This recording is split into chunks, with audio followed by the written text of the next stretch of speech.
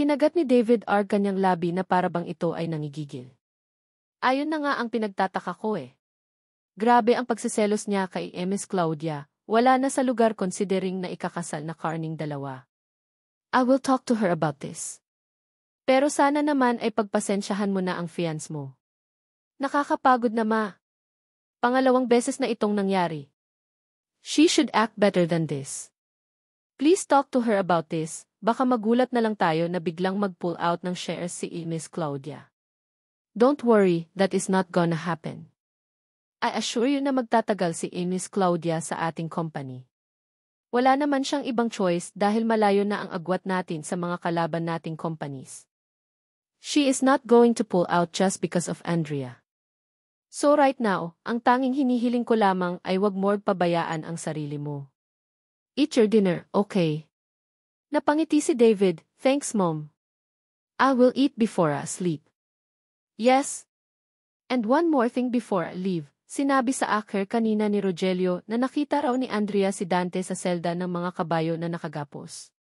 She was worried about him pero sinabi ng papa mo na dinisplina lamang niya ito.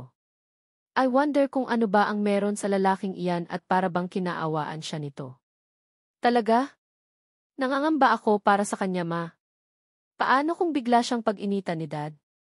Don't ever think that is going to happen. Hanggat nandito ako, titiyakin ko sa'yo na walang mapapahamak sa inyong dalawa ni Andrea. Tandaan mo, malaki rin ang utang na loob natin sa pamilya niya and about Dante naman, do you really think it's the best idea na iligpit na siya? Ma, please don't do that, pagtutol ni David. He might be a burden to us, but don't think killing him is the right thing to do. Siguro naman sa dami ng natamo niyang pinasala sa katawan, magtatanda na siya. Okay fine. Baka lang kasi may something na sila nitong si Andrea, and the only way na hindi mo ito mahalata, baka kunwari siyang nagsiselos pero ang totoo, silang dalawa talaga ni Dante R.D.A. don't think so. Isang hampas lupang lalaki lamang si Dante Jazz, are you na never siyang magugustuhan ri Andrea. Pero kung magtangka siyang gawin ito, ipapakita ko sa kanya ang pagiging buena vista ko. Sa matalim na tingin pa lang ni David. Alam na ni Emilia na seryoso ito sa kanyang sinasabi, that's good to hear. I have to leave na good night din ay son, sambit ni Emilia sabay yakap sa kanyang anak.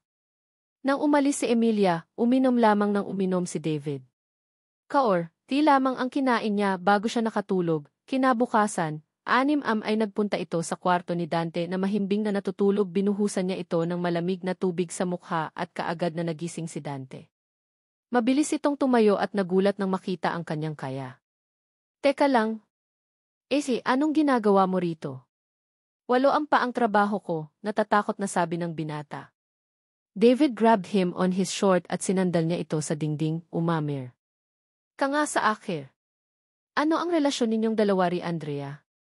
Well, this does she seem to care about you kahit na alam nating isa ka lamang hampas lupa. Magkaibigan lang kaming dalawa. Mas lalong nanggigil si David sa sinabi sa kanya ni Dante at diniinan niya ang pagkahawak niya sa shirt nito. Walang mababakas na awa sa kanyang mukha, kahit na marami pa ring galos ang katawan nitong si Dante sa mukha at iba't ibang parte ng kanyang katawan, kaibigan ha. Did I not tell you na wala kang karapatan na magkaroon ng kaibigan, lalo na ng isang kagaya niya ha? You don't deserve to have friends dahil nagdadala ka lang ng kamalasan sa kahit na sinong taong kasama mo look at us now. Simula nang mapalapit ka sa kanya, nagkanda leche-leche na kaming dalawa. Teka. Bakit tila ay kasalanan ko pa kung pinagsiselosan niya si Miss Claudia? It's because of you, I'm warning you, stay away from Eva Flans or else hindi ako magdadalawang isip na iligpit ka sa ituluyan. And don't think na may taong kayang sumalo sa'yo.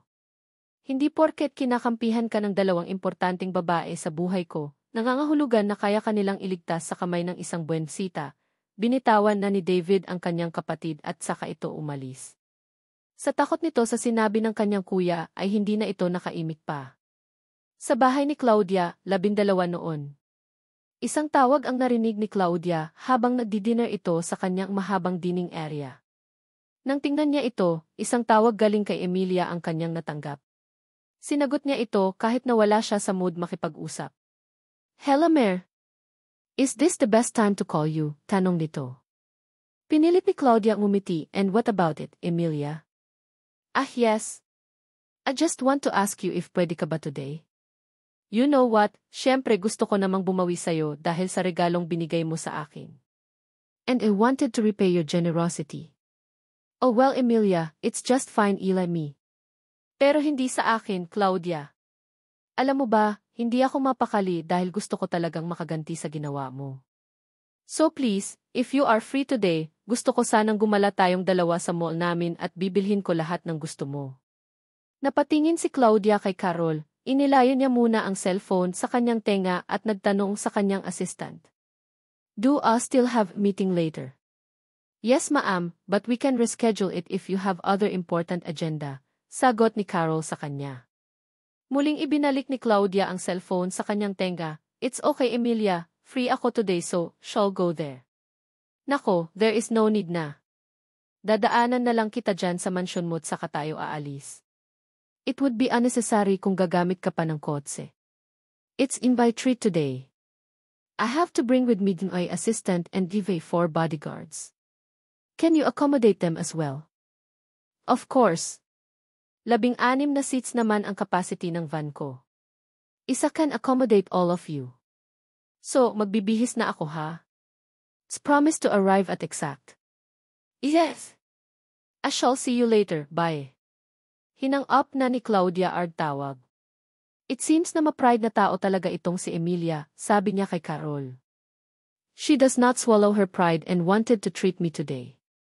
Ma'am, siguro ngayon lamang siya nakatikim ng wine na worth 16 na milyon pesos. Sinabi mo pa. Mabuti nga't hindi bumula ang bibig niya nang uminom siya ng ganyang klaseng wine. But I guess, I have to be closer with Amy enemies para naman nababantayan ko ang bawat galaw niya. Nang sabihin niya ito, napatingin na naman si Elmira na nag-aalala pa rin kay Claudia. You have to come with me, Carol. And isasama ko ang 4 kong bodyguards. Mahirap ra at baka dumating na naman ang inimatured plans ni David at mag-away kaming dalawa. This time, kapag hindi pa rin siya tumigil, tatotohanin ko na ang pagpapaibig sa boyfriend niya so can ruin her life as well. Nagnisyan sila Claudia at Carol. Pareha silang nagbihis at umalis na. Suot-suot pa rin ni Claudia ang kanyang bracelet dahil gusto niya itong suot-suot sa tuwing magkakaroon siya ng interaksyon sa mga Buena Vista. Eksaktong 2 dumating ang bagong armored van ni Emilia na kulay asul sa harapan ng gate ng mansyon ni Claudia. Pinapasok sila ng guard at namangha naman ito sa laki at lawak ng mansyon ng kanyang investor. 2 pa ang swimming pool at maraming halaman ang nakatanim sa paligid ng mansyon. Lumabas bigla si Claudia na nakasuot ng itim na dress. Mamahalin din ang kanyang kwintas at dala ang Chanel niyang bag nang magkita silang dalawa ni Emilia. Nagbeso sila at nagbatuhan ng puri sa isa't isa. Hello Claudia. Your mansion is so big I could not help but be amazed. That is true Emilia 2,000 hectares ang lawak ng mansyon ko, and it is fully secured sa bawat entrance. Yisa the way, you look so fantastic sa iyong green gown. Para kang isang donya sa isang teleserye. And your snake necklace, bagay na bagay talaga sa lig mo. Thank you. Siyempre naman no. Believe it or not, ganito talaga ako nanamit every time na mamamasyal ako. The snake necklace represents DV personality na matapang. Snakes might be dangerous animals but they are fierce just like me. Ninisyan lamang siya ni Claudia at saka sila umalis. Habang papalabas sila ng mansyon ay natanaw kaagad ni Claudia ang van sa labas. Wow! Akala ko bank lang ang pwedeng magmay-ari ng garyang klaseng sasakyan. Of course, really intend to design in para safe ang mga taong nasa loob. Since you wanted to feel protected, inilabas ko na iyang van ko. Do you know na bulletproof ang glass niyan? I see. That's really amazing, but sino ba ang iba nating kasama? Tayong 2 lang naman. Hindi naman pwedeng suluhin ka ni David, kailangan din na magkaroon tayong 2 ng bonding together. Nang malapit na sila sa van, napansin naman ni Claudia na si Dante ang isa sa mga 3 bodyguards na nakatayo sa labas ng van. Subalit wala na itong galo sa kanyang mukha, as you see, gusto ko naman din sanang patunayan sa'yo na sobrang malapit din ako sa mga employees ko. Look, I brought Dante at sinabi ko sa kanya na mamamasyal tayong 2. And also look what he is wearing, iyan yung mga niregalo mo sa kanya last time. He really like it. Natuwa naman si Claudia nang makita niya ulit si Dante. Bago pumasok sa loob, huminto pa ito sa harapan ni Dante. Napayuko si Dante upang makapagbigay galang sa kanya. Nice to see you po ulit, Miss Claudia. Maraming salamat po sa regalo ninyo sa akin. There is no need for you to bow your head. Ang gwapo mo sa suot mo ngayon. I guess. Kailangan din kitang ipag-shopping ngayon. Bigla namang nairita si Emilia sa sinabi ni Claudia. Subalit ayaw niya namang magsalita dahil baka ma-misinterpret niya ito. Thank you ma'am, pero hindi niyo na po kailangan gawin yan. Marami na rin po kasi akong mga damit. This tune, nagsalita na si Emilia para sakyan ang sinabi ni Dante. Nga! Marami na yang damit si Dante, kaya wag ka nang mag-alala pa. Besides, gusto ko sanang mag-focus lang tayong dalawa sa isa't isa, Claudia. Umiti lamang si Claudia. Samantala, titig naman si Dante sa bracelet sa kamay nito at tandang-tanda niya na ito talaga ang kwintas ng babaeng niligtas niya dati sa sunog. Kaya lamang ay natatakot siya na kumprontahin ito dahil nasa harapan niya si Emilia. Pumasok na silang lahat sa loob. Magkatabi naman sila Emilia at Claudia sa second row ng van. I hope you are comfortable na sumakay sa van ko, Miss Claudia. Of course I am, sa tingin ko naman ay wala kang planong take ako as hostage, diba? Napabungisnis naman si Emilia sa kanyang narinig. Ha ha ha. Never sumagip sa isipan ko ang ganyang bagay. As you see, pinapangalagaan talaga naming mga Buenavista ang aming pangalan. Kahit naman mga mayayaman kami ay takot din naman kami sa batas. Hold on a sec, where is David now? Oh. Speaking of David, he is with Andrea right now. As you see, malapit na silang ikasal at inaayos na ang lahat para rito. And as he said, it goes without saying that you are invited as well. Tiningnan ni Claudia ng seryoso si Emilia. Well, as you see, may bad blood sa akin si Andrea, so I'm hesitating to attend the wedding party, no. That is not true, pagputol pa ni Emilia sa kanya. Promise, I already talked to her and she said na okay lang sa kanya kung invited ka. So you have to come dahil importanteng guests ka namin. Also, gusto rin ni David makita mo ang ginawang renovation sa hotel. Nang makarating sila sa mall, dumiretsa kaagad sila sa isang store ng mga branded na bags kung saan umaabot ng 1,000 hanggang milyon ang mga presya. You can choose anything you want, Claudia. Kahit anong klase ng bag ay bibilhin ko para sayo. Napatingin si Claudia sa mga bags na nakadisplay. But already have all of these design bags. I don't need any of these anymore. Really? Lumingon naman si Claudia sa kanya. Yes, and I am very sorry kung na-disappoint kita. I would be happier kung I decide mong i-donate ang perang ibibili mo sa akin ng bag. Of course. Then mag-ikot pa tayong dalawa, hindi lang naman bags ang available rito sa mall. We can buy anything, yung bagay na wala ka pa. Because I will be disappointed lang wala akong maibibili para sayo. Ma'am, mayroong malapit na bilihan ng necklace rito. From what have heard, sobrang ganda ng mga accessories nila which are made from Italy, sabi bigla ni Carol. Okay, let's go, sabi ni Claudia. Pumunta sila sa loob ng isang jewelry shop kung saan maraming mga alahas ang nakadisplay sa counter. Mamahalin rin ang presyo ng bawat isa na nagre-range from 1,000 to million ang price.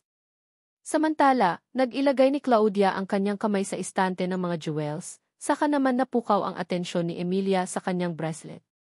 Napataas siya ng kilay o isvegosh. I cannot believe it, Claudia. I am sorry ha, pero sa isang tingin ko lang, alam ko rang peke ang sock mong bracelet. Alvi, are you wearing something like that showing that you are billionaire? Kahit na medyo na insulto, mas ninais ni Claudia radaarin sa ngiti ang reaksyon nito. It's because this bracelet has a special memory of its parents.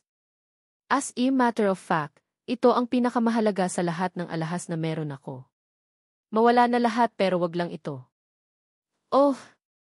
So that only means na mahirap lang din ang pamilya ni Rio dati. Para bang isang rags to riches ang story kagaya ng ilang mga mayayaman dito sa Pilipinas.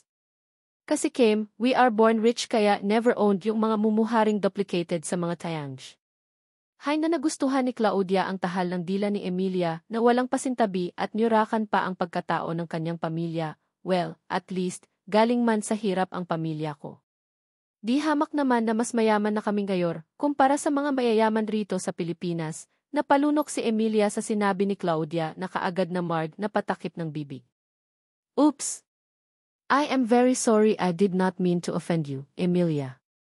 Medyo dark lang din ang mga jokes ko, but that is kinda true.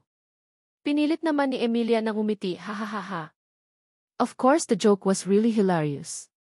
Don't worry, hindi naman ako balat sibuyas na tao kaya was not offended. And marahil tama ka sa sinasabi mo, di hamak naman na mayaman ka kaysa sa inga negosyante rito sa Pilipinas dahil dolyares ang kinikita sa Amerika. You said the way, can pick na ba? Sure, Claudia, sambit pa ni Emilia. Napatingin si Claudia sa sales lady. Excuse me miss, meron ba kayong bracelet na may blue diamond? Kasi wanted that so badly, and please, kung mas maraming diamond, much better, ngumiti ang sales lady. Meron pa kaming stock ma'am, kaya lang po mahigpit 16 na milyon ang price ng bracelet. Lumingon si Claudia kay Emilia na halatang nagulat sa presyo. Can you buy that for me, Emilia? Because can pay for it. Dahil sa ma-pride na babae si Emilia, tumungo ito. Yes, come on. Barya lang sa akin ang 16 na milyon. At least di ba, tabla na tayong dalawa ngayon. Muli namang lumingon si Claudia sa sales lady. You heard what she said, right?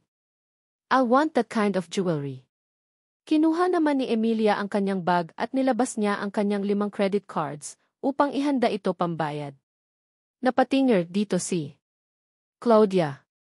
Credit card. Mahalang interes kapag malaki ang amount na babayaran. Emilia I knew it pero trust me, isang buwan lang naman ay bayad ko na ito. Don't mind me, Claudia. I am super rich, the price of jewelry is no object for me. Dumating na ang sales lady dala art bracelet. Kaagad itong sinuot ni Claudia sa harapan ni Emilia at napangiti ito. I really like this one, sambit ni Claudia. Napatingin siya kay Emilia bigla. Thank you for buying me such an expensive gift. Is promised to take care of it. Kinagabihan, matapos ang mahabang shopping spree, nasa kwarto si Claudia at suot-suot niya pa rin ang bracelet na bigay sa kanya ni Emilia. Tingnan natin kung hanggang saan ka dadalhin ng kayabangan mo, Emilia. Talagang ayaw mong magpakabog sa akin. Isang katok sa pintuan ang nagpaistorbo kay Claudia. Please come in, the door is open. Sambit niya pa. Nagbukas ang pintuan at pumasok sa loob si Carol. Ma'am, pinatawag niyo po ako. Nilapag ni Claudia ang bracelet sa table. I wanted you to find me the best gown para sa wedding ni David at Andrea. And make sure na matatalbugan ko siya sa paparating na wedding niya. I want to teach her lesson na mali siya ng taong kinakalaban. Yes, ma'am. I will do that. Paalis na sana si Carol nang may pahabol na sinabi si Claudia. Also, I wanted you to look for a gift para kay Andrea at David. I want everyone na malula sa regalong ibibigay ko sa kanila. And regarding sa susuotin mo, you can choose whatever you want dahil sasama ka sa akin. Hate being around Emilia dahil nasusuka ako sa pagmumukha niya. As you see earlier, napilitan lamang siyang bumili ng expensive gift para sa akin dahil she could not swallow her pride. That's what I also observed from her. Do you think she is also expecting something in return?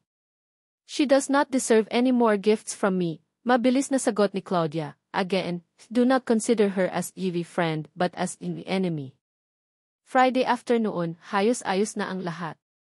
Mula gown, mga mamahaling jewelries na suot, maging sa kanyang branded na clutch. Ready na si Claudia upang makiparty sa kasalan nila David at Andrea. Bumaba na siya at lahat ng kanyang mga staff ay nakatingin sa kanya. Lahat sila ay nakangiti habang pababa ito ng kanyang hagdan. At nang makarating ito sa kanilang harap, hindi mapigilan ni Claudia na mapangiti na rin. Everyone, I will attend the party tonight and you can do whatever you want here while I am gone. Habol na pasabi niya pasabay pasok sa kanyang van patungo sa kasal na gaganapin sa 5-star hotel nila David. 6 oras 30 minuto nang makarating itong si Claudia sa reception area. Inilista ang kanyang pangalan at umakyat sa rooftop. Lahat ng mga invited ay mga negosyante at ilang malalapit na kaibigan ng mga Buenavista. Lahat ng babae ay nakasuot ng gown samantalang lahat naman ng mga lalaki ay nakasuot ng tuksedo. Subalit nang dumating si Claudia sa loob ng party, parang tumigil ang mundo ng lahat ng tao dahil ang kanilang atensyon ay natuon lamang sa kanya. Lalo na si David na namutla ang pisngi nang makita ito. Para bang bumilis ang iii ng kanyang puso habang pinagmamasdang naglalakad ito papalapit sa kanya. Kitang-kita ni Rogelio ang pagkislap ng mga mata ng kanyang anak. Halatang patay na patay ito kay Claudia. Subalit sa kabila ng kanyang mga ngiti, mayroon itong masamang pinaplano sa kasal ng kanyang anak. Isang bagay na ikagugulat ng lahat. Wow! You look so beautiful tonight. Ernest Claudia. Para kang isang diwata na bumaba sa kalangitan, sambit ni David na natutulala pa rin sa gandang taglay nito habang hindi niya mapigilan ang pamumula ng kanyang mga pisngi. Thank you so much. Yisa the way, masyadong mabigat ang mga dala kong regalo and assigned the bodyguards to bring them up. No problem, sambit pa ng binata. Mabuti na lang at hindi pa lumalabas si Andrea dahil sigurado siya na magugulat ito kapag nakita ang puting gown ni Claudia na bumagay sa kanya. Samantala dumating naman si Emilia at nakipagbeso ito sa kanya. Nagulat dahil aminado siya na tinalogan ni Claudia ang suot ng bride na si Andrea. Oh my gosh! Are you really Miss Claudia or isa kang anghel na bumaba sa langit? Pagpupuri niya pa matapos nilang magbeso. Natawa naman si Claudia sa kanyang narinig. Thank you for the compliment. I'm prepared for this night dahil alam ko na sobrang importante ito para sa anak mong ikakasalan. I'm hoping na maging memorable itong lahat para sa atin. Of course. As you said, 200 lahat ng guest natin ngayon. Lahat yan ay malalapit raming mga kaibigan. Pero syempre, some of them are also our employees. Speaking of employees, I am also excited to show you the newly renovated staff room. Pagputol ni David sa usapan nila, baka sa tono ng kanyang boses na excited ito sa kung ano man ang mangyayari ngayong araw. Nako David, you can show it to me some other time. I really don't want to interrupt your wedding, pwede rin naman sigurong si Emilia ang sumama sa akin. Dumating si Rogelio sa harapan ni Claudia. Look what we have here. You looked so beautiful, Miss Claudia. Ang akala ko nga, ikaw ang magiging bride ng anak ko. So looked so elegant tonight. Napatingin ng masama sila David at Emilia kay Rogelio. Samantala, natuwa naman si Claudia na sa simulat sa pool, ito naman talaga ang kanyang thank you so much, dear Rogelio Buenavista. Yisa the way you looked so great like Emilia. Let us not talk about business for a while and cherish this moment. After all, isang beses lang siguro ikakasal itong si David. I am not sure of that. Pagputol ni Rogelio, he grinned like a devil. Let's see what is about to happen because ayoko namang magsalita ng hindi pa tapos. Rogelio, I assure you na kahit hindi pa natatapos ang party ay magiging memorable na ito. Please naman, you should not be negative lalo na't it would ruin the mood of your son. Kaya pala itinago ninyo ito sa akin, Emilia. I was not aware of this wedding hanggat magtatlo Seth. And now look, ako yata ang nagmumukhang tanga sa mga nangyayari. Kahit masakit ang salitang nanggaling sa bibig niya, nanatiling nakangiti si Rogelio. Eksaktong 7 naman, halos lahat ay na-arrange na. May mga drones pa sa 4 na sulok ng rooftop upang kuhaan ang bawat eksena sa nagaganap na kasalan ng tumugtog na ang musika, isa-isa nang dumating lahat ng mga participants at abay sa kasal. Lahat sila ay dumaan sa red carpet ng may ngiti. Hinatid na rin nila Rogelio at Emilia ang kanilang anak sa altar. At makalipas ang ilang sandali, humabas ra si Andrea suot ang puting gown. May help siya sa ulo at hatid-hatid siya ng kanyang mga magulang. Napahinto lamang siya at napatitig kay Claudia na malapit na nakatayo kay David. Tulalang-tulala siya sa suot nito dahil sa mas nagmukha pang bride ang bilyonarya kaysa sa kanya. Are you okay, dear daughter? Tanong ng papa niya. Tumingin ito sa kanyang ama at pinilit ang sarili ng umiti. Saka ito napakapit sa braso ng kanyang papa at nagpatuloy na naglakad sa altar. Siya pala yung bride. Akala ko si Miss Claudia. Mas bagay sa kanya maging abay na lang. Hindi ko type ang wedding gown niya, parang second hand lang. Dan lamang ito sa mga side comments ng mga tao habang naglalakad si Andrea sa isla kasama ng kanyang mga magulang. Tiniis niya ang mga sinasabi nilang ito na para bang wala siyang pakialam dahil hindi naman niya kilala ang mga ito dahil bisita sila ng mga Buenavista.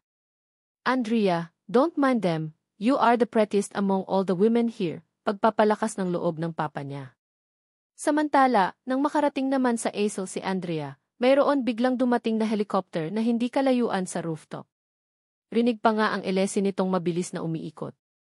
Maya-maya pa, may laser na tumutok kay Andrea at nang makita ito ng kanyang papa, napayakap ito. David, what is going on? Did you rent that helicopter? Normal, sambit ni David habang nakatitig sa helicopter. Sa isang iglap lang, dumanak ang dugo sa red carpet at tumumba ang papa ni Andrea dahil na tinamaan sa dibdib. Nagsimulang magpanik lahat ng tao sa loob at magtakbuhan pababa sa rooftop. O SVay gosh papa, ang sabi ni Andrea, mabilis na tumulo ang luha niya dahil sa nangyari. Tumulo ang dugo sa bibig ng kanyang papa. Umiti ito at hinaplos ang pisngi ng kanyang anak bago tuluyang bumagsak ang kamay nito at bawian ng buhay. Galit na napatingin si Rogelio sa kanyang mga tauhan na humalo sa crowd. What the egg are you doing, huh? Can't you see what just happened? Habulin ninyo ang helicopter na yan at patayin ninyo kung sino man ang mga sakay, pagsigaw niya. Lahat sila ay nagsipagkilos sa paninigaw ng kanilang boss. Tutumawag kayo ng ambulansya, sambit ni Andrea habang hawak-hawak ang kanyang tatay na mabilis binawian ng buhay. Miss Claudia, you are not safe here. Sambit ni Dante, kaagad siyang pinababa dahil natatakot ito sa mga nangyayari. Invited siya sa wedding dahil gusto ni Andrea na masaksihan sana nito ang pag-iisa nilang dibdib. Napaluhod si David sa nangyari. Natutulala at hindi makapaniwala sa trahedyang nasaksihan ng dalawa niyang mga mata. Isang sipa ang nagbalik sa kanya sa realidad. What the egg are you doing, huh? Tumawag ka ng ambulansya, bugok ka ba David? Ang malakas na sigaw ni Rogelio, kinuha ni David ang kanyang cellphone at nanginginig nitong dinyal ang ambulansya. Bigla namang hinimatay ang mama ni Andrea. Muli namang bumalik ang helicopter at patuloy itong nagpapaputok ng baril. Biglang hinila ni David si Andrea at bumaba sila. Maging si Rogelio at Emilia ay ganito rin ang ginawa. Pagbaba nila, maraming mga otoridad ang nagsipagdatingan. Fuminto ang pagpapaputok ng helicopter na bigla na lang sumabog habang nasa himpapawid. Where is Miss Claudia? Nag-aalalang sabi ni Rogelio habang nakatingin ito sa ilar. Niyang mga guards, please protect her at all costs. Sir, si Dante po ang kasama niya. Siya raw ang magpoprotekta kay Claudia. Kumunot ang noo ni Rogelio, ano ito? Mga bugoy ba kayo na? Puro kamalasan lamang ang naidudulot ni Dante, kaya wag niyo siyang hayaan na samahan si Miss Claudia. Kumilos sila sa galit nilang amo. Meanwhile, ang sama ng titig ni Emilia sa kanyang asawa. Nang magtama ang kanilang paringin, alam na ni Emilia kung ano ang nangyari. Hold on a sec. Why are you looking me like that, Emilia? Nagtitimpi si Emilia dahil sa marami pang tao ang nasa palagid. Ayaw niyang mag-iskandalo kaya tiniis niyang wag magalit sa asawa niyang pinaghihinalaan niyang may pakana ng lahat. Sinong may gawa nito? Finally, nakapagsalita na rin si David na natutulala na lamang sa nangyari. Nakayakap siya kay Andrea na parehas nakatulala at humahagulgol sa iyak. Claudia. Siya ang may gawa nito dahil ayaw niyang maikasal tayong dalawa, ang sagot niya. Wait Andrea, why are you blaming her when she was actually there when it happened? Tanong ni David. Mabilis na kumala si Andrea sa yakap ni David at isang malakas na sampal ang pinakawalan nito. Sa lakas nga ay bumakat sa pisngi ng binata ang kanyang kamay, stop defending that woman. I know from the very start, plano niya ang lahat ng ito dahil hindi siya makapaniwala na ikakasal ka na sa akin. Stop it. Claudia has nothing to do with what happened. Guarantee na may ibang gumawa nito, pagtatanggol ni Rogelio. Hindi sumagot si Andrea. Dumating si Claudia kasama si Dante at Carol. Kasama rin ang 4 niyang bodyguards. Hey, is everyone okay? Nag-aalalang tanong ni Claudia. Lumapit si Andrea sa kanya at dahil sa alam na ni Dante kung ano ang mangyayari, pumagitan na siya sa dalawa. Hayop kang babae ka, simula nang dumating ka rito, puro kamalasan na lang ang binigay mo sa amin. Pinatay mo pa ang tatay ko, sisiguraduhin kong mabubulok ka sa kulungan. Pagbibintang ni Andrea, hinawakan na siya ni Dante at ilang mga bodyguards, kahil gusto nitong saktan ang babaeng sa lingger niya ay may kasalanan ng lahat. Umangat ang kilay ni Claudia, excuse me. Why are you blaming me for what happened? Any evidence to back up? Because if you are accusing me without enough proof, baka ikaw pa ang mabulok sa kulungan dahil sa sinasabi mo. I don't need an evidence.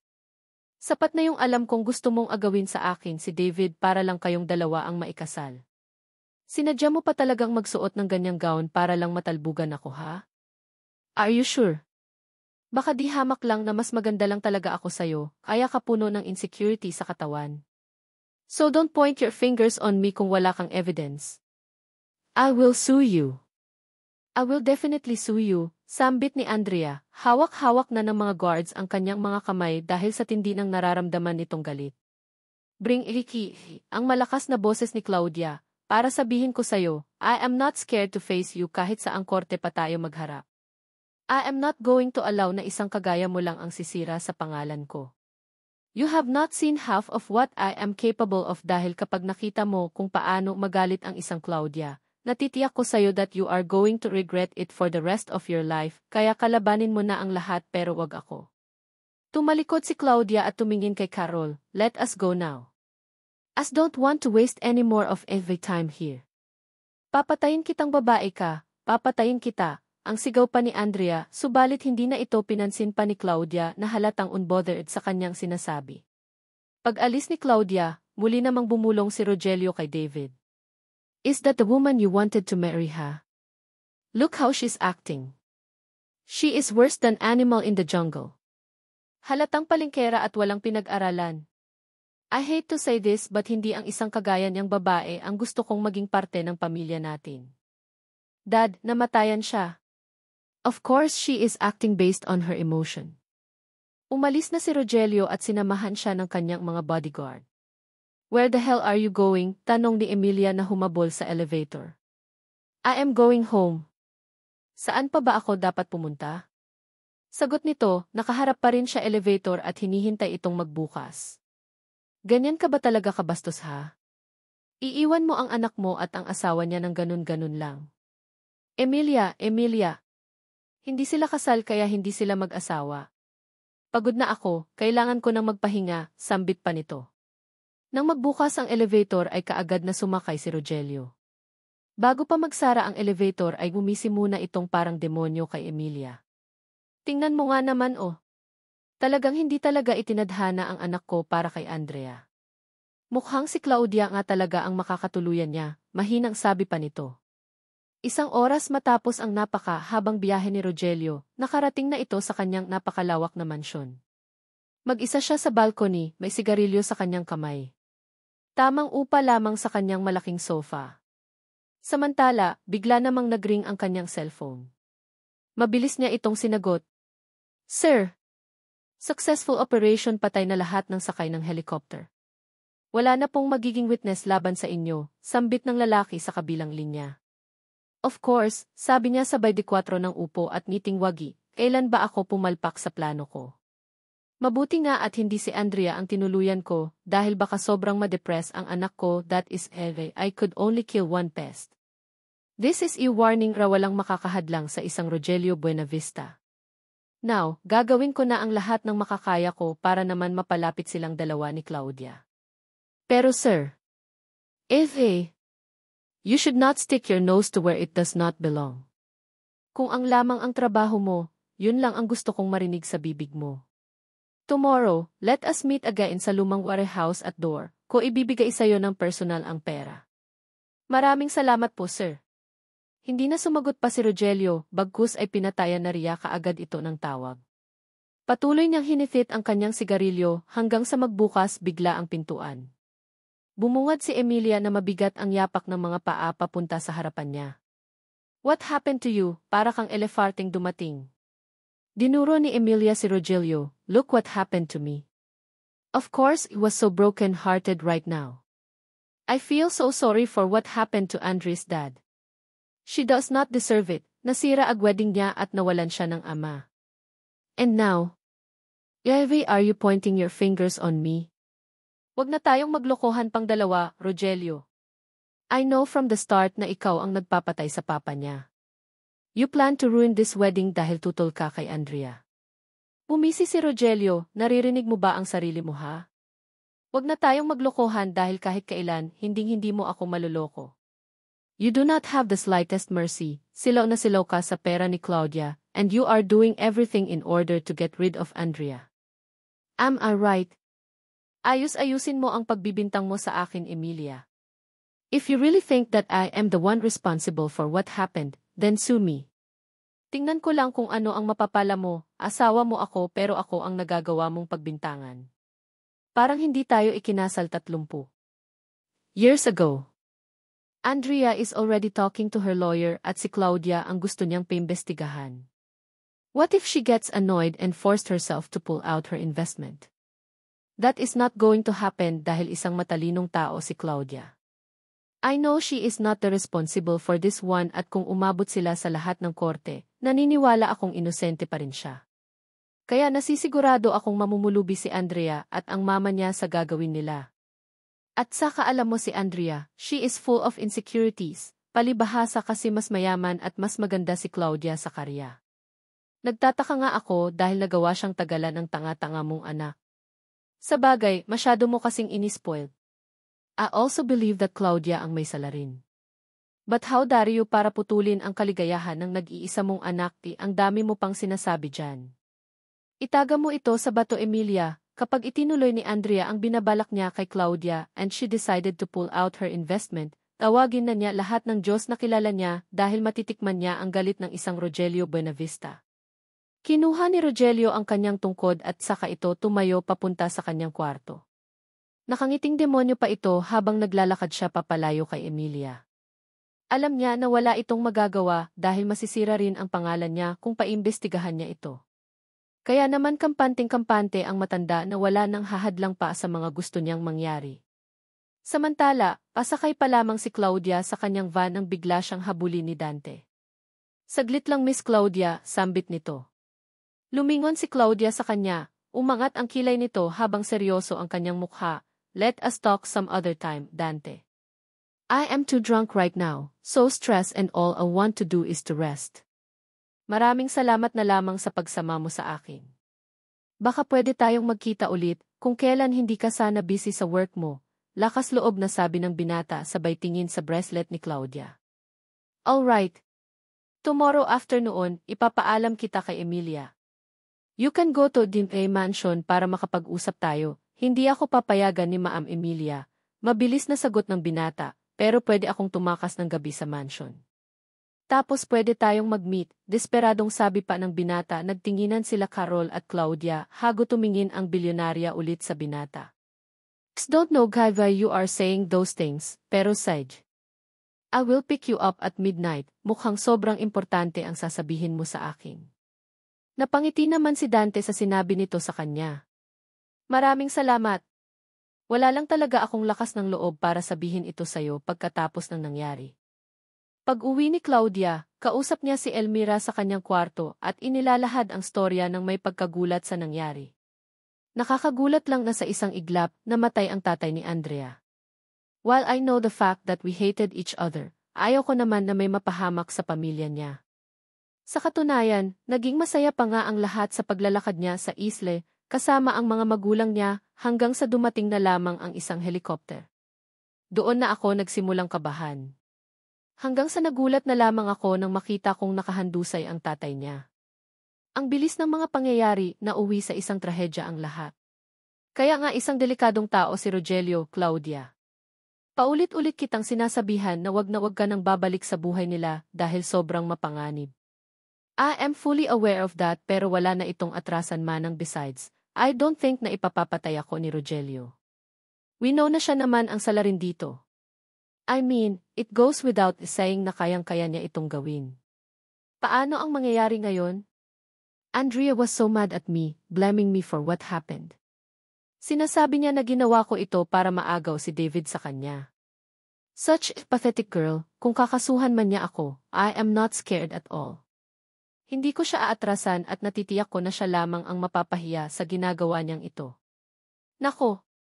Paano kung imbestigahan ka nga nila at nalaman nila ang buong pagkatao mo, Manang please? I am going to hire the best lawyer at natitiyak ko na hindi mangyayari ang sinasabi mo.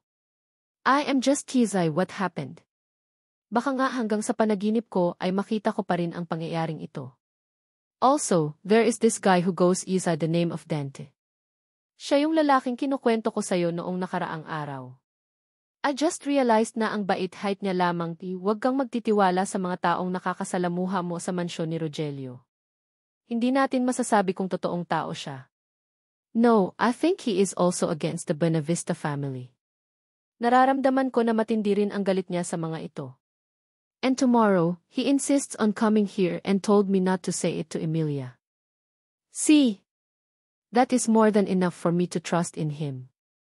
Kaya relax ka lang Manang, I want to have few genuine friends. After all, marunong naman akong kumilatis ng tao. Pagkatapos nilang mag-usap, umalis na si Manang Elmira sa kwarto ni Claudia na hindi pa rin makatulog, iniisip niya pa rin ang kabuuan ng pangyayari. Kinabukasan naman, nagteteka siya ng breakfast, kasama ng kanyang mga kasambahay nang biglang mag-ring ang phone niya. Who is calling you? Tanong ni Carol na katabi lamang ng bilyonarya. Chinek niya ito at napangisi, it's David. Sinagot naman ito ni Claudia kahit wala ito sa mood makipag-usap. Hello? Napatawag ka? Good morning Claudia, I just want to ask if you are doing okay. Hindi kasi ako mapakali, Lisa. Don't think you should call me right now, Cor, considering na galit pa rin sa akin ang fiance mo. You should avoid interacting me for a while dahil mabigat ang accusation niya sa akin. Sorry, I am seriously not in the mood right now. If she wants war, I will give her one. Ganun ba? Pasensya ka na sa nangyari. I am doing the best para hindi mangyari ang sinasabi mo. Don't think na ikaw talaga ang may sala rin sa nangyari. Ayon kasi sa initial investigation, marami raw utang ang parents ni Andrea dahil unti-unting nababankrupt ang negosyo ng kanyang mga magulang. At marami rin daw bisyo ang papa ni Andrea, so there is nothing you should worry about. Trust me, gusto lang kitang kamustahin sa nangyari. Feel free to contact me anytime. Well, mahirap mamatay ng magulang David. Lalong-lalo na kapag nangyari pa ito sa harapan mo. Ikinuyom ni Claudia ang kanyang kamao. Inaalala ang huling sandali na kasama niya ang kanyang mga magulang bago mamatay ang mga ito sa sunog. Tagos sa puso ang sakit, it really was traumatizing lalo na't kung mawawala sila ng biglaan. Tama ka sa sinabi mo. Kapag nalaman ko talaga kung sino ang salarin sa nangyari, mayayari silang lahat sa akin. Ipapakita ko sa kanila ang pagiging Buenavista ko. Umikot ang mga mata ni Claudia dahil sa pagyayabang ng binata sa kanya. Siya David, let us talk some other time. For the meantime, mawawala muna ako sa buhay ninyo.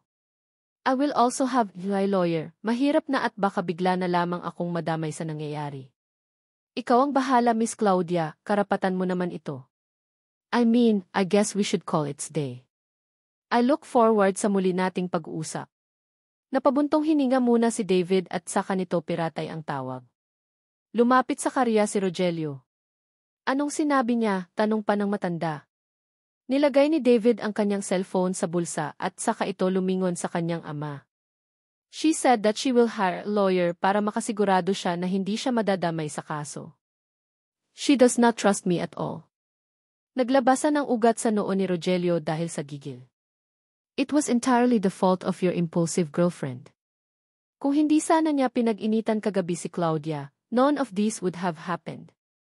Seriously speaking, Claudia is a rare gem for our company at kapag nadamay talaga ang business deal natin, malilintikan kayong dalawa sa akin ni Andrea. Dad, Bev, can't you seem to understand her side? She is the daughter of the victim at sobrang bilis ng mga pangyayari. Of course, hindi naman si Miss Claudia ang may kasalanan at pinagsiselosan lamang niya ito. That's exactly the point, David. Masyadong mababaw na babae si Andrea, kaya nga gusto ko na hiwalayan mo siya. Look, Claudia is way better woman than her. And considering na marami palang utang ang pamilya niya, that only means na hindi na kayo bagay para sa isa't isa. At for the last time, nagmamahalan po kaming dalawa ni Andrea at ngayon na nasa lowest point siya ng buhay niya, hinding-hindi ko siya ilwan. I will make sure na nandito lamang ako sa tabi niya. For now, sana ay wag niyo na akong kuliter ulit na tawagan si Miss Claudia. Tumalikod si Rogelio na nawalan na ng ganang makipag-usap sa kanyang anak. 4:00 naman ng hapon nang magpunta ito sa lumang warehouse niya kasama si Casimiro. Bitbit niya ang isang maleta na naglalaman ng 1,000,000 at kanyang pistol gun. Mula siyang napangisi dahil sa kanyang pagiging tuso. Mukhang magagamit ko na naman ang baril ko matapos ang ilang taon. Sa pagkakaalala ko, huli ko itong ginamit noong magwelga ang mga trabahador sa mansyon ko. At ngayon, mukhang dadanak na naman ang dugo sa lupa. Kinasa ni Rogelio ang kanyang baril at itinutok itong bigla kay Casimiro na nagmamaneho ng kanyang sasakyan. Natakot bigla ang binata. Sir, bakit po may nagawa ba akong mali? Nanginginig na sabi ng binata. Itinigil ni Rogelio ang pagtutok ng barili sa kanyang driver. Ikaw naman. Nagjo-joke lang ako, you do not have to be afraid. Ikaw lang naman ang nag-iisang sumusunod sa akin. Sa katunayan, dinaig mo pa nga ang anak ko na utak talangka. As you see, he is giving me headache. Masyado siyang bulag na bulag sa babae niyang wala ng silbi. Pero sir, sa tingin niyo ba ay itutuloy pa rin nila ang kasal? Subukan nila, sa pagkakataong ito, si Andrea na talaga ang tutuluyan kong patayin. Gagawin ko ang lahat para hiwalayan niya ang babaeng iyan. Mas magiging masaya ako kung si Claudia ang babaeng makakatuluyan niya. Nang makarating na sila sa lumang warehouse, nakita nila ang tauhan ni Rogelio na lihim na nagtanim ng bomba sa helicopter. Dala ni Casimiro ang maletang mailanang pera at lumapit ito sa lalaki kasama ni Rogelio. You are now harvesting the fruits of your hard work. Go ahead and enjoy this para sa pamilya mo. Open that at bilangin mo lahat bago tayo maghiwalay. Baka sabihin mo naman na dinadaya kita. Ngiting-wagi ang tauhan ni Rogelio rang buksan niya ang maleta. Sir, hindi ko ra po kailangan gawin yan. Good. O siya, kailangan ko nang umuwi dahil baka maghinala na ang asawa ko. Mabilis namang binuhat ng lalaki ang maleta at nang tumalikod itin, saka naman nilabas ni Rogelio ang kanyang pistol at saka nito walang habas na pinagbabaril ang likod ng binata. Casimiro, ikaw na ang bahalang magligpit ng bangkay ng lalaking yan. Kuhain mo ulit ang pera at saka ka bumalik sa kotse. Nang makita ito ni Dante na palihim na sumunod sa kanila, mabilis itong umalis at tumakbo pa uwi sa kanyang mansyon. Eksaktong 6:00 naman ng gabi nang makipagkita ito ng palihim kay Carol na siyang sumundo sa kanya sa karto ng village. Maraming salamat sa pagsundo nini sa akin, sambit ng birata kay Carol. Si Miss Claudia ang dapat mong pasalamatan, Dante. After all, nagtatrabaho lamang kami para sa kanya. We are nothing without her as well. And she is looking forward sa sasabihin mo sa kanya, that is ever she permitted you to come to her mansion. It was very rare for her to trust someone, kaya dapat magpasalamat ka sa kanya. Thank you pa rin, sasabihin ko talaga yan sa kanya. And please make sure na inilihim mo talaga ito kay Emilia, dahil ayaw ni Maam ng may sabit. Otherwise, baka ito na rin ang huling punta mo sa mansyon niya. Huwag kayong mag-alala. Wala naman ngayon sa mansyon ang mga Buena Vista. Umalis silang lahat at sa pagkakaalam ko, hating gabi pa. Sila uwi. Good. 1 oras matapos ang mahabang biyahe nila, nakarating na rin sa wakas si Dante sa mansyon ni Claudia. Naka-jacket ito upang takpan ang sugat sa kanyang mga balikat at katawan. Nang makita siya ni Claudia, napakapit ito ng mahigpit sa kanya. Maraming salamat po sa pag-imbita ninyo sa akin, sambit ng binata habang magkayakap silang dalawa. Kumala si Claudia at ngumiti sa binata, don't mention it. As long as alam kong mapagkakatiwalaan ka, welcome na welcome ka sa mansyon ko. Please consider it as your new home. Halika pumasok ka, I have prepared a simple dining for both of us. Hinawakan ni Claudia ang kamay ni Dante, napatingin si Carol at si Manang Elmira sa kanya dahil sa pagkagulat. Pagpasok naman ni Dante, nagulat na lamang ito dahil akala niya ay simpler, dining lang talaga ito. Pero maraming pagkain. Sa mesa may lechon at mga pagkaing nakikita niya lamang sa loob ng mansyon ng mga Buena Vista. Nang maupo siya, Nakatitig lang siya sa mga pagkain at natagpuan niya ang sarili niya na masaya sa nakahain para sa kanya. "Oh Dante. Eves, do you look so surprised? Do not tell me this is your first time na ma-experience ang ganitong simpleng dining." Napatingin si Dante kay Claudia na nakaupo sa kanyang harapan. "Simple. Never ko pang na-experience ang ganitong klase ng dining. Sa mansyon kasi ng mga Buena Vista, hanggang tingin na lamang kami sa dining area nila at sa mga pagkaing nakahain sa mesa. Hindi kasi kami allowed kahit umupo rito." "Ganun ba? Mukhang tama nga talaga ang hinala ko na galit ka sa mga Buena Vista." Sambit ni Claudia nang iangat ni Claudia ang kanyang kamay. Nakita ni Dante na hindi suot-suot ng dalaga ang kanyang bracelet. "Ah, parang may something na wala sa'yo, Miss Claudia." Sambit ng binata habang nakatingin sa kamay ng dalaga. "I mean yung bracelet ba? Isa only wear that kapag nasa labas ako, but within the mansion, bihira ko siyang suotin. Malawak kasi ang mansyon ko kaya baka mawala sa loob." Napangisi ang dalaga, baliktad akong mag-isip no. "Ganun ba? Siya nga pala before we proceed.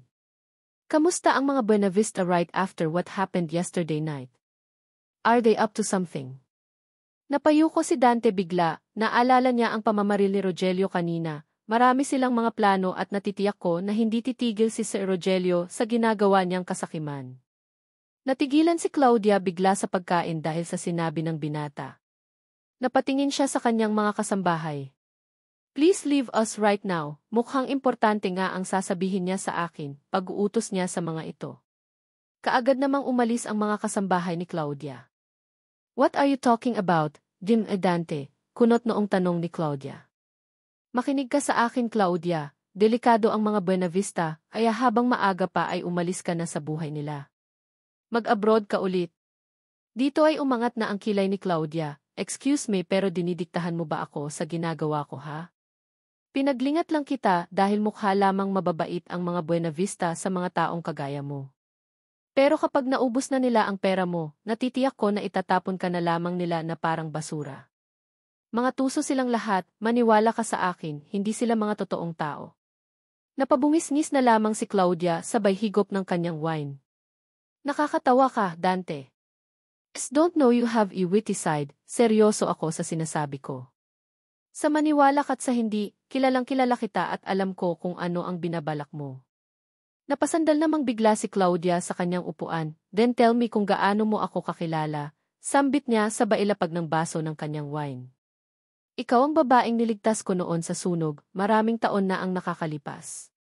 Yung kwintas na suot-suot mo, tandang-tanda ko na yan ang binigay sa'yo ng mama mo bago siya bawian ng buhay. Simula nang makita ko yan, palagi karang sumasagi sa isipan ko. Nag-aalala ako na baka mapaano ka sa ginagawa mo kung plano mong maghiganti, hayaan mo na ang karma na gumawa nito sa kanila." Nanlaki ang mga mata ni Claudia sa gulat dahil raalala niya rin ang lalaking tumulong sa kanya noon. Tumugma ang kwento ni Dante sa kanyang alaala, kaya hindi nito mapigilang maiyak. "No way, akala ko pinatay ka na ng mga taong iyon. Puslit lamang ako noon. Pinanisahar ako ng mga Buena Vista pero hindi nila ako nagawang patayin." Hinubad ni Dante ang kanyang jacket at shirt, ipinakita ang mga natamo niyang pinsala sa katawan dahil sa kagagawa ng mga Buena Vista. Napatakip ng bibig si Claudia. "Oh my gosh. Wag mo sabihin sa akin na kagagawa nila yan," sambit ni Claudia na nakaramdam ng awa. "Kagagawa nila ito sa akin. Isa lamang ako sa mga pinahirapan rilang mga tan at hindi malabor gawin nila ito sa'yo." Muling isinuot ni Dante ang kanyang damit. Lalong nag-init ang ulo ni Claudia dahil sa gigil. "Lalo akong nasasabik na maghiganti, hindi lamang sa ginawa nila sa akin, kundi ang ginawa nila para sa pamilya ko. Magbabayad silang lahat sa ginawa nilang ito. Please, Claudia, ako na ang nagmamakaawa sa'yo. Huwag ka nang bumalik pa sa buhay nila, iniligtas ko ang buhay mo noon hindi para bumalik at maghiganti, ito na lang sana ang ganti mo sa ginawa kong pagliligtas sa'yo. Dante, namatayan ako ng mga magulang. At alam ko ra isa lamang ako sa daan-daang biktima ng mga hirayupak na Buena Vista. Don't think na hihintayin ko ang karmang dumating sa buhay nila. Baka mas mauuna pang pumuti ang uwak. While I was in the case, wala akong ginawa kung di magtrabaho, pumasok sa mga investments, at magkaroon ng maraming negosyo. May mga instances na naskam ako, niloko, tinakbuhan. There were many times na gusto ko nang sumuko pero I could not do that dahil kailangan ko panggantihan ang mga Buena Vista sa lahat ng kahayupan nila. Pero paano kung malaman nila ang totoo mong pagkatao? Paano kung maamoy nila kung ano ang pinaplano nila para sa'yo? Trust me, Dante. I know exactly what I am doing. I've planned this for so long at hanggang nasisilaw ko sa pera ang mga Buena Vistas, mabubulag sila sa totoo kong mga pakay. And with what is happening right now, alam ko na mas lalong hindi dapat ako matakot sa kanila dahil mayroong batas ang isang api. Claudia. I am so thankful for your help, Dantel. Nakikita ko ang sincerity sa mga mata mo, but don't worry. I am not stupid enough to fall for the traps. May kasabihan nga tayo, di ba? Matalino man ang matsing, nautakan din. Hindi pa rin kumbinsido si Dante sa sinabi ni Claudia. Okay, Claudia, magkaroon tayong dalawa ng deal. Sure. Anong deal ang gusto mo? Poprotektahan kita sa abot ng makakaya ko. Gawin mo akong isisay sa loob ng mga Buena Vista. Magkakaroon ako ng malaking ambag sa mga plano mo. Ginagawa ko ito dahil gusto lang din kitang proteksyonan laban sa kanila. No, Maring, sabi ni Claudia, I can handle myself. Can't you see, marami ka ng pasa sa katawan mo. And now, I am giving you the chance to escape that mansion of Buena Vista dahil gagawin ka lamang nilang kawawa. As can help you hide from them, sasagutin ko lahat ng expenses mo bilang kapalit ng pagligtas mo sa buhay ko dati. Isa kalahati. Pasensya na pero, matatag na lalaki na ako kaya wala na sa akin ang mga pananakit ng mga Buena Vista. Sanay na akong malatigo, mabugbog at mapahiya sa harapan ng maraming tao. Pero ikaw, sayo ako totoong nag-aalala. Nagsusumamo ako, there is no way you can convince me to back up, pagmamatigas ni Claudia. I have waited for many years for this to happen. At ngayong malapit na ako sa mga kaaway ko, hindi ako makakapayag na masira ang plano ko dahil gusto mo lamang akong pigilan. Sorry Dante, I sincerely appreciate you being so concerned pero ayaw ko talaga na paulit-ulit ako. Kung gusto mong magstay sa mga Buena Vistas, I am respecting your decision, kaya sana naman ay irespeto mo rin ang magiging decision ko. Natahimik ng ilang sandali si Dante nang madismaya ito sa sagot ni Claudia. Sige, mag-iingat ka sa gagawin mong paghihiganti. Pero wag mo sana ako pigilan na protektahan ka lalo na kay Rogelio Buenavista. Marami siyang mga galamay sa paligid at halos lahat ng tao ay kilala siya. May mga underground businesses din siya. Kaya kailangan kitang proteksyonan, kahit na itaya ko pa ang buhay ko. Namutla ng husto si Claudia sa kanyang narinig, ngayon lamang siya nakakita ng lalaki na sobrang determinado at binibigyan siya ng halaga kagaya ng kanyang mga yumaong mga magulang. Sabado ng gabi, unang araw ng libing ni Arnaldo, ang tatay ni Andrea sa kanilang 500 hectares mansion. Sa ngayon, tulalang-tulala pa rin siya sa nangyayari. Napatingin naman si Emilia at David sa kanya na nasa hindi kalayuan at parehas na nagkakape. Ma, I am so worried for Andrea. Tulalang-tulala pa rin siya sa nangyari. Of course, what else she should be? Ikaw ba naman, mawalan ka ng tatay sa araw ng kasal mo? Baka kung ako yan, mag-collapse na lang akong bigla. Darating po ang lawyer niya pagkatapos ng libing ng papa niya. Much better para maparusahan na ang taong gumawa nito. Nagtinginan silang mag-ina, alam nila na si Rogelio ang salarin pero ni isa sa kanila ay walang lakas ng loob upang magsalita. Ma, she is going to sue Miss Claudia, kahit na maraming tao ang prime suspect. At saka hindi naman alam ni Miss Claudia ang tungkol sa papa niya. That's exactly what I know. At ang papa ma, sigurado akong tutulong siya sa kaso ni Claudia dahil alam naman nating ayaw niya talaga si Andrea para sa'yo. So may naisip akong plano, and that plan is going to save you and Claudia from this humiliation. Sa mga titig pa lamang ni Emilia, mayroon na itong binabalak gawin. Thanks for saving me ma, hindi ko talaga alam kung anong gagawin ko kung wala kayo ngayon sa tabi ko. Don't mention it, I know that you needed me right now. Anyway, kailangan ko na munang umuwi at baka tawagin ako ng papa mo. You should take care of Andrea and yourself. Ako muna ang haharap kay Claudia for the meantime. Salamat po ma, nag-kiss goodbye muna si David sa mama niya na nagtungo naman kay Andrea upang magpaalam. Condolence ulit Andrea, I know you are still shocked with what happened. Ruth, guarantee you, mabibigyan din natin ng hustisya ang pagkamatay ng papa mo. Hindi pa rin nakapagsalita si Andrea, kaya tinapik siya ni Emilia. I am sorry, my dear Andrea, I have to go now. Paalis na sana si Emilia nang biglang magsalita si Andrea, magbabayad siya sa ginawa niyang ito. Muling na po si Emilia, sorry, but may I know who is it you are talking about? Lumingon si Andrea, sino pa ba di si Claudia, ilang araw pa lang siyang nardito pero sinira na niya kaagad ang buhay natin. Don't get me wrong Andrea, trust me, naiintindihan ko naman ang pinanggagalingan mo kaya lang, may evidence ka ba laban kay Claudia? Because we both know that the court needs sufficient evidence. Otherwise, matatalo ka sa kaso. But if you are asking for help, kaya kong mag-hire ng private investigator para makatulong sa kasong ito. Sa mga ngiti ni Emilia, nagtaka na si Andrea. Teka tita, don't tell me alam mo kung sino ang punot dulo ng lahat ng ito. Of course not, pero kayang-kaya kong malaman kung sino ito dahil sabihin na nating, walang hindi kayang gawin ang isang Buena Vista, pagyayabang pa niya. Pero syempre hindi naman kita pipilitin kung ayaw mo. No, tita.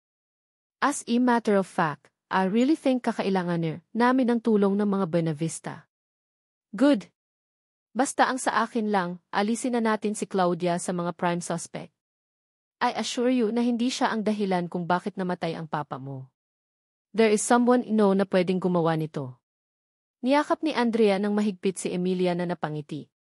Kampante siya na kaya niyang paikutin si Andrea at ituro ang iba bilang prime suspect.